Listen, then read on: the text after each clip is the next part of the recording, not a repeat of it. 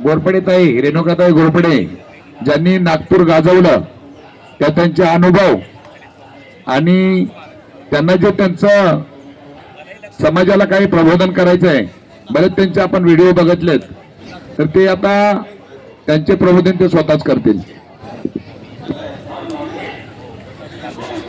Doctor Babasaheb आंबेडकरांचा विजय असो.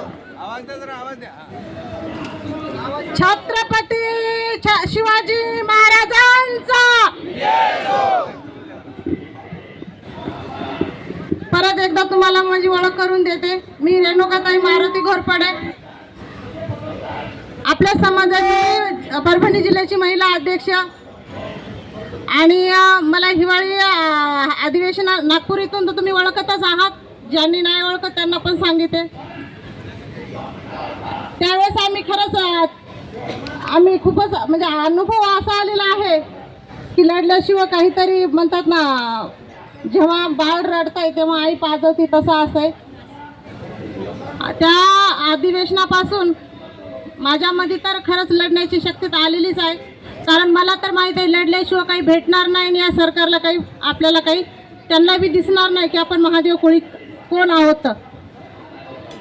भावांनो, मी वारंवार सोशल मीडियावर इतके व्हिडिओ टाकत होते, प्रत्येक जिल्ह्याचे, प्रत्येक तालुक्याचे, प्रत्येक छोट्या मोठ्या गावाचे, पण जेवढी अपेक्षा होती ना, खरंच तेवढी अपेक्षा म्हणजे असं खरंच नाराज वाटतंय.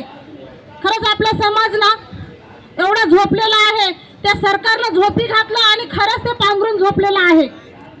खरंच त्यांना काही असं म्हणजे एवढं पण आज त्यांना एवढं सांगत आहोत, जे आपण कामं केले, लोकांच्या मजुरीने केलो, करायलो, ते आपल्या लेकरा बाळांना नका.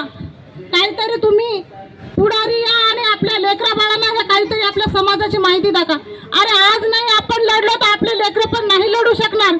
ते एवढ्या दबावामध्ये सरकार आपल्याला ठेवायला आहे, कोणत्याच गिनतीमध्ये काढत नाहीये. महादेव कोळी म्हणलं तर कोणत्याच गिनतीत काढत नाहीये. यांना असं वाटते की बाबा हे काय आहे, मुठभर लोक पहिल्या दिवशी येतात आणि दुसऱ्या दिवशी पूर होतात. इथं थांबणारे उगे मोजके लोक राहतात आणि त्या मोजक्या लोकांना यांचा बळाचा वापर करतात पोलीसवाले. भावांनो, मी संभाजीनगरला मी खरंच माझी शपथ दिली होती. मी मला आजूबाजूचे नका म्हणू, नका आणू बायका, पण तुमच्या तर तुम्ही बायका आणू शकत होत्या की नाही. आज मला सांगा, फक्त आम्ही 10, 15, 20 मोजला तर फक्त 20-25 जणी आहात महिला. आज महिलांची संख्या मला तर वाटू लागलं महिलांची संख्या पुरुषाहून जास्त दिसायला पाहिजे होती, पण कुठंच नाही.